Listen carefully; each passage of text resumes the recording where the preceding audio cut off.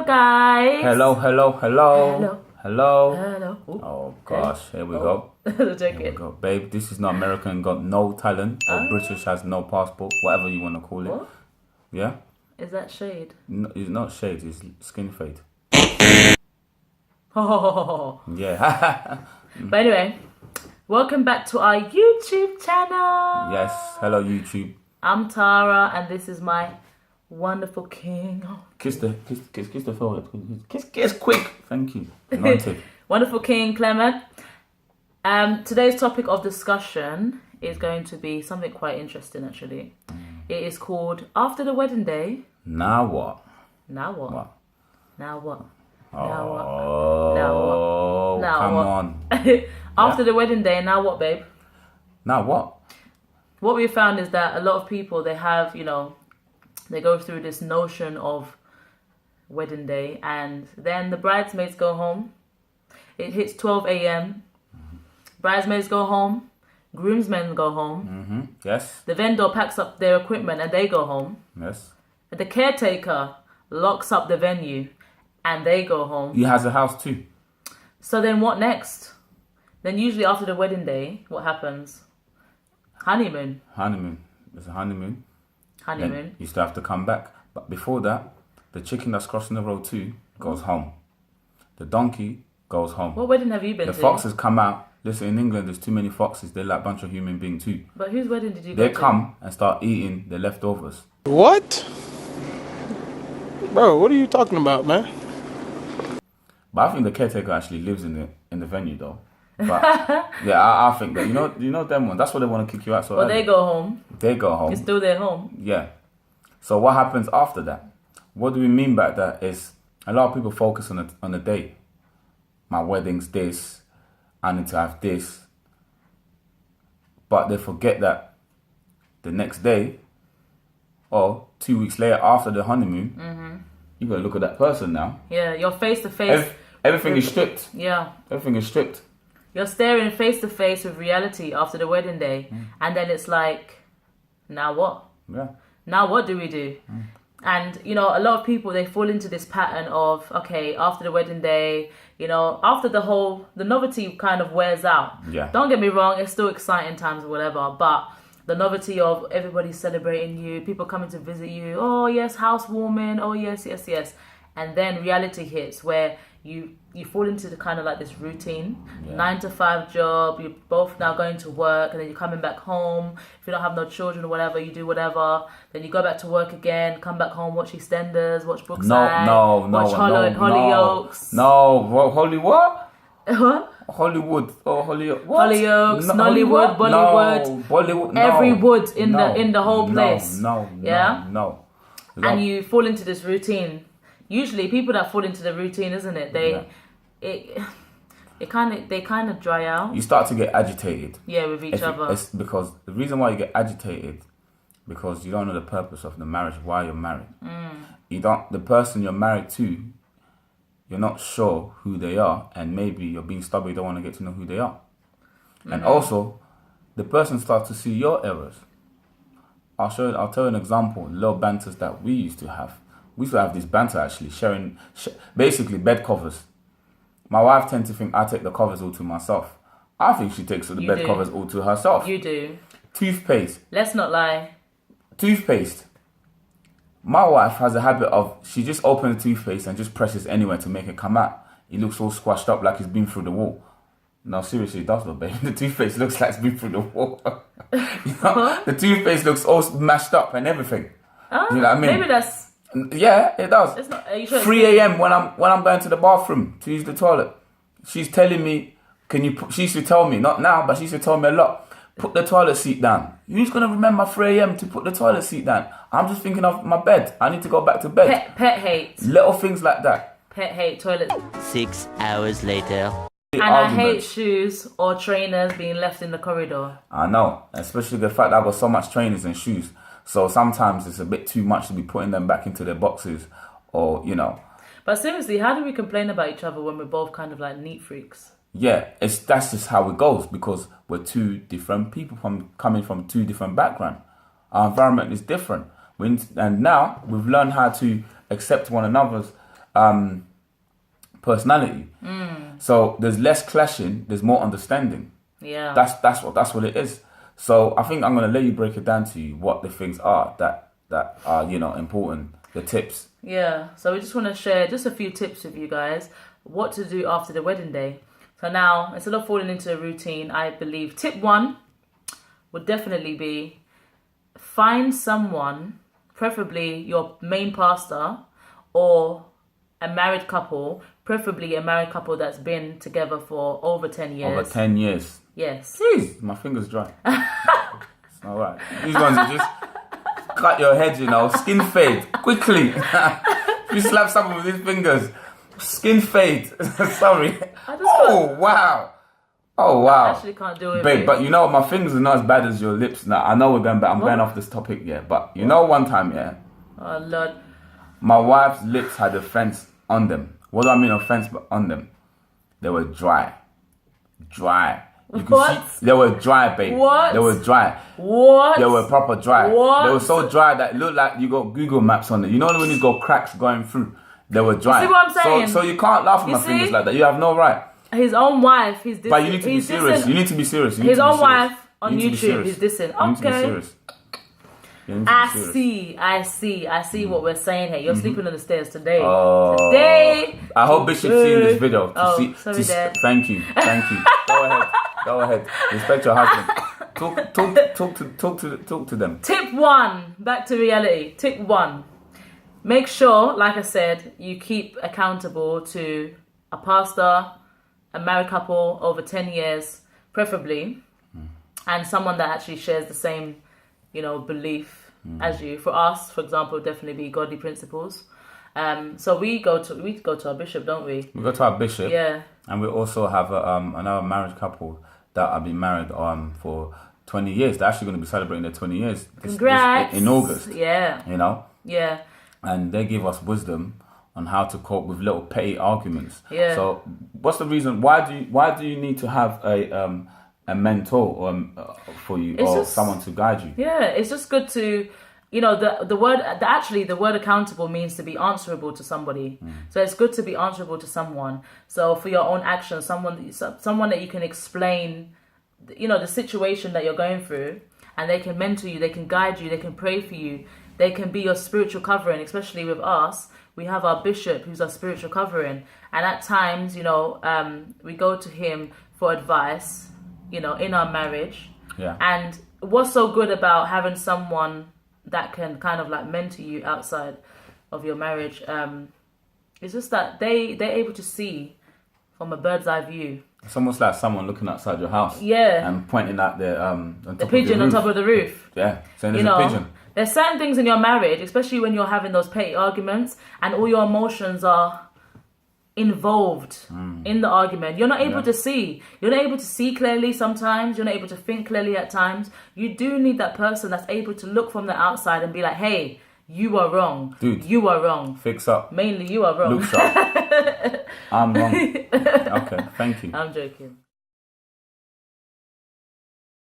Tip 2. Tip 2, vision trips. Vision trips. Vision trips. The purpose of a vision trip is for you as a couple to go away to seek God's face regarding your plan, the vision for your marriage.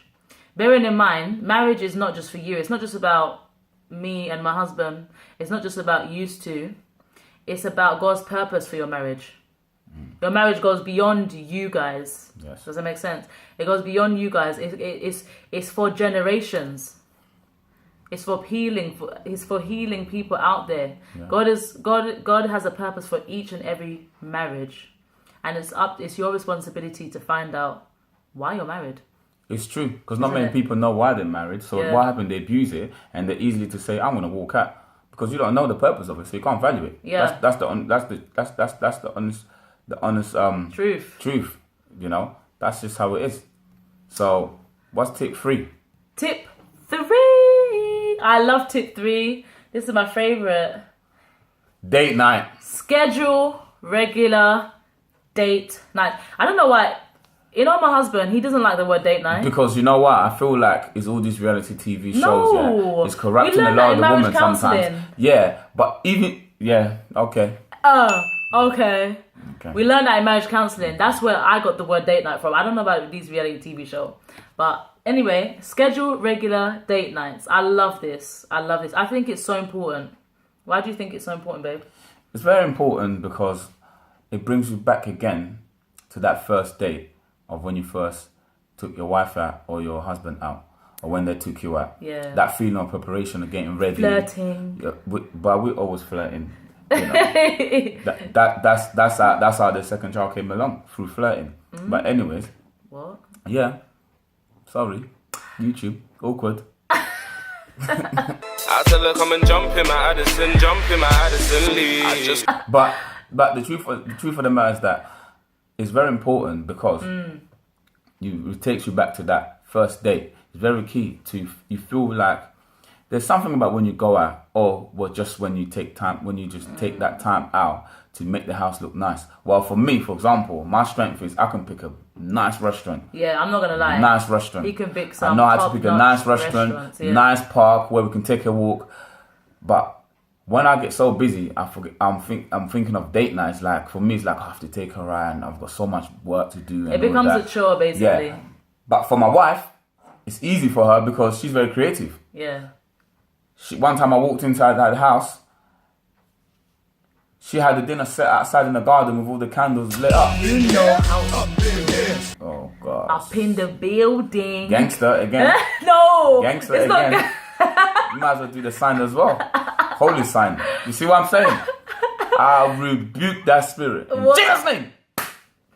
Imagine if I actually manifested. I'll run away. I'll run away. No, but all jokes aside though, but date night is very, very important. It is, Very it important. is. And like You don't even have to have fellas, them. make effort. Dress nice. You know? I put my swag on. I turn my swag on like I'm going to a wedding, like it's my wedding day. You have to, because you have to kind of like remind each other, you know, that you still got it. There's still I don't- spice there. I don't need you to remind me, babe. I'm satisfied. I'm happy. Yeah. I always told you that. But I I'm always happy. say you don't even need, if you're okay, you don't have to go to a restaurant. Like what my husband said, you don't have to go to a restaurant. Like what I did, you can bring the restaurant into your house. Set up the dinner table outside or in the house, or bring the dinner table to the middle of the front room. How much money do you even need to make the food? How much is spaghetti bolognese? Even if you make spaghetti bolognese. No, don't make No. spaghetti bolognese. Don't make spaghetti If bolognese. you're in a tight budget, No, if someone's no. on a tight budget, Yeah. what would you advise them to make? Do it the next day. What? Do it the next day or the next week when you have the No, money. you see, if you keep waiting, if you say, "Oh, tomorrow," Spaghetti bolognese. tomorrow is will never it's come. It's prison food. No, I'm giving an example. It's prison food. I'm giving an example because there's a lot of this is reality. Yeah. There's a lot of people It's out true. there. It's not It's about true. waiting until you have the money or waiting until everything's fine. It could be a long time. It's true. And then what? You're right. Okay. Now You're what? putting okay. So, Okay. yes, like I said, just be creative. Bring it into your house. Yes. Tip 4. Tip 4. Go and do it. 4. You can sign. There's the the sign. 4 dog with the 4 So the was holy 1, sign. 2, 3, I'm and hoping 4. Bishop sees all of this. It's not All sign. of I'm this saying sign. 4. It reminds me Tip of 4. It reminds me of 50 Cent before I got saved. Every day. But yeah, tip 4. Yeah. Regular retreats and regular sermons. Go to marriage Seminars. seminars. Yes. Thank you, English girl. Sorry, my French. Yeah. Regular retreats and regular what? Seminars. Thank you. Why do you think it's important? It's very important. You get to interact with other couples. You Yeah. get to see that you ain't crazy. No, on the real, Seriously. I remember- You get to see that I she ain't crazy. I remember. She ain't crazy. She ain't crazy. Alright. Hey, Evangelist, you're choking me.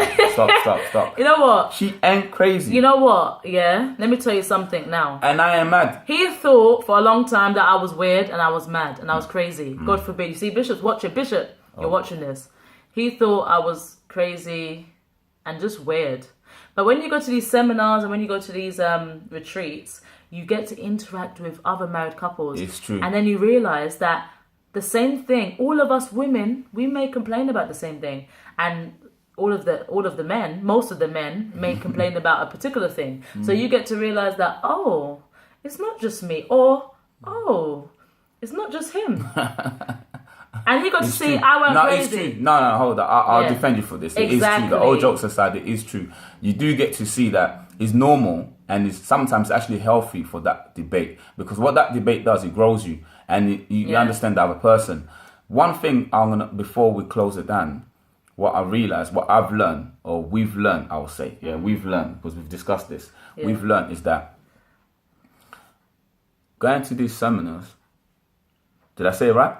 Yeah, seminars. Why'd you have to open your mouth like that? Seminars. One thing I've learned is that it opens up your mind and it teaches you how to run your house. What do I mean by that? First of all, you understand the person you're with. You understand their background. You understand the environment where now they grew up from when they left their parents' house. And then overall, you understand their gender. Yeah. Yeah? Yeah. You understand their I gender. get to understand. Yeah, the that women are gender too. women are perfect. You understand that women are perfect. Really? Yeah, you understand that. Is that another shade? No, there ain't no shade. It's a skin fade. Sorry. Yeah. But cutting it down now, our last point. After the wedding day, it's very important to invest in yourself, to invest in the marriage, because like what my husband said, if you don't know the purpose of a thing, you will end up abusing it. Trust me. Marriage is not just about yourself, but it's about the people around you, your children, the generation that come after you. So don't be selfish. Invest in yourself, couples out there. Yes. I was gonna say, Yeah. for my point, what I was trying to make earlier, is that when you understand the woman's gender, and you understand their background, and you understand the environment where they also grew up from when they left their parents' house, or maybe they left their parents' house straight and come into your arms, yeah. But when you understand that, what it does, it gives you less. It gives you more patience to not debate or argue or confrontation. It gives you a little bit peace of mind of understanding that actually I've got work in my hands, not I have a burden in my hand, in my heart or head, whatever. Yeah, it gives you that understanding, and then you know how to apply to it, and that's why it's very wise to seek for godly counsel, because what it does, it guides you. It guides you to live the right way. And it grows you closer And together. it grows you closer together, like Yeah. we are. Come on, get close, get close, get close, get close. Thank you. Oh, yes, you see? That's what it does. But thank you for watching our show. Thank you for watching us. Remember Thank to like, Like, subscribe, and share. amen. And if you also want to follow us on Instagram, hopefully it should be shown at the bottom. Yes. It is Journey of a Lifetime 13. See you later, everyone. Okay, Thanks for watching. Bye. Okay, bye-bye. Thank you. I'm hungry now.